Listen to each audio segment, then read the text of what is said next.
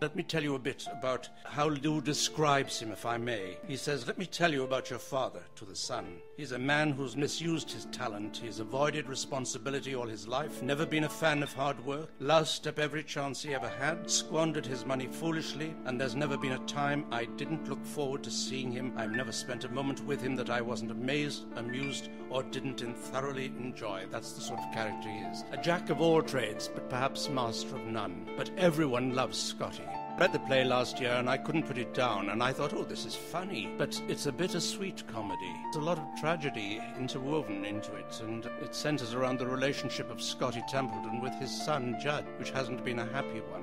And the performances of both men is, the word I use, electric. And now, from the Island Players Theater in the heart of Anna Maria, here's a sneak peek of Tribute by Bernard Slade, directed by Gareth Gibbs. Is everybody in? Is there anybody still out in the lobby? Good. Would you believe I've already sweated right through this shirt? Okay, I guess you're all wondering why I called you here tonight. Well, could we have the house lights down? Yeah, we're starting. Could we? The house lights? Thank you. Anyway, my name's Lou Daniels, and I know a lot of you out there know me, and some of you know each other, and all of you know Scotty Templeton. And that's why we're all here, to pay tribute to Scotty. I was trying to find a way to kick this thing off, so I looked up the word tribute. You know, it not only means to pay homage, it also means a gift. Well, that seems fitting because Scotty's given us all a gift, the gift of friendship and the gift of laughter. Oh yeah, maybe a few people might ask why take over a theater for one night to give a testimonial to a man who was never exactly what you'd call a household name. Well, there are three reasons. First, Scotty's been stage struck all his life. Second, he has so many friends the only place we could fit them all in was a theater. And third, why the hell not? I met Scotty when I was 13. Even in those days, there was something different about him. For one thing, he was the only 12-year-old kid I knew who wore an ascot. Turned out he was going through his David Niven period. Come to think of it, he never entirely got over it. We first met on an elevator. It was jammed with people, all facing front, not saying a word as we went from the 1st to the 15th floor.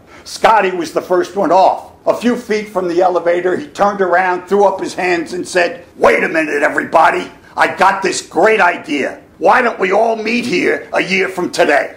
Well, I was the only one who laughed, and we've been friends ever since. I don't think I'm betraying any professional confidence when I say that for many years of his life, Scotty was the world's greatest hypochondriac. He was also an insomniac, and that's a bad combination, especially if you happen to be his physician. One time, about 5 in the morning, he called me in a total panic and insisted on meeting me right away at my office. 5 a.m. When I got there, he told me he'd awakened and discovered a dent in his chest. He opened his shirt, and sure enough, he had a cavity right in the middle of his chest. I walked outside, called the night watchman in, asked him to please open up his shirt. When he did, I pointed to his chest and said, "Oh, look, he's got one too." Scotty, everyone's got one.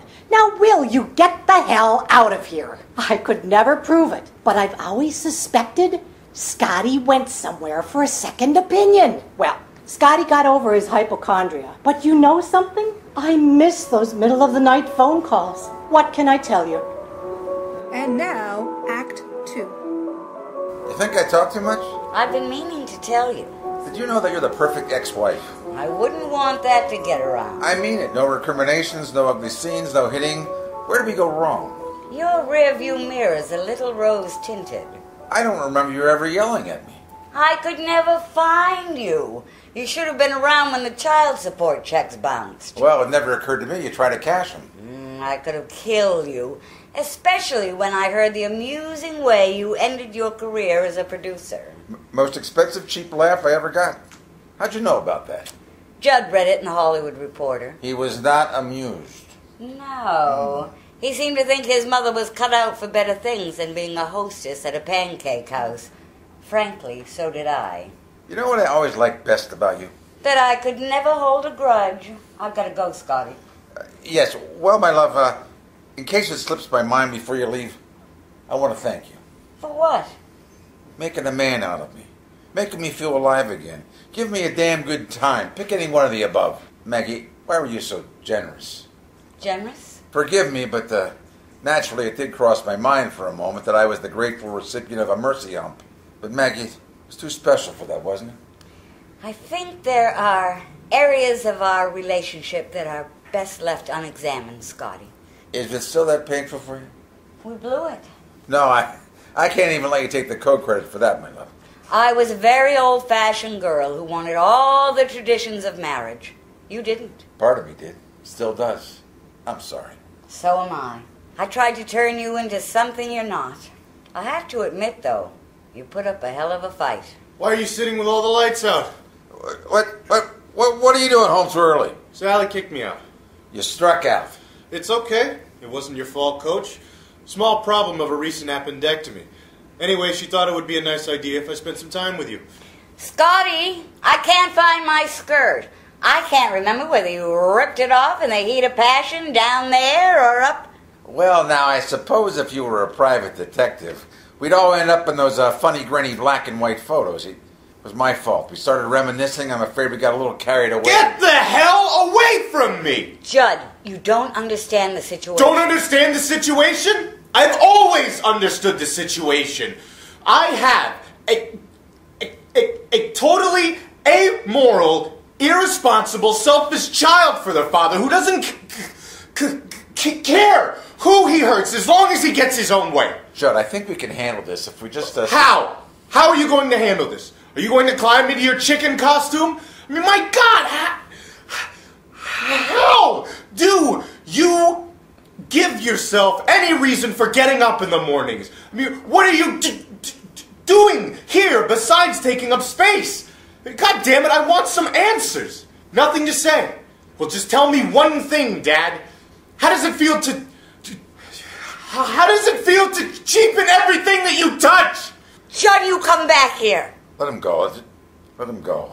I'm the one that's going to die, not him. And I don't give a damn anymore. I'll tell him where to send the rest of my things. Judd, I have to talk to you. Well, I don't have to talk to you. And I thought you hated him. Oh, grow up. I was grown up when I was 8 years old. Judd, you can't leave him. Why not? Because he's dying. What? He found out a couple of days ago. That's why you can't leave him now. Well, I wish I could feel something, but it doesn't really change anything, does it? He's still the same man that he's always been. He's still your father. Judd, you'll stay? I owe it to myself. I'm going to stick around and see if there's anything about this son of a bitch that I can admire.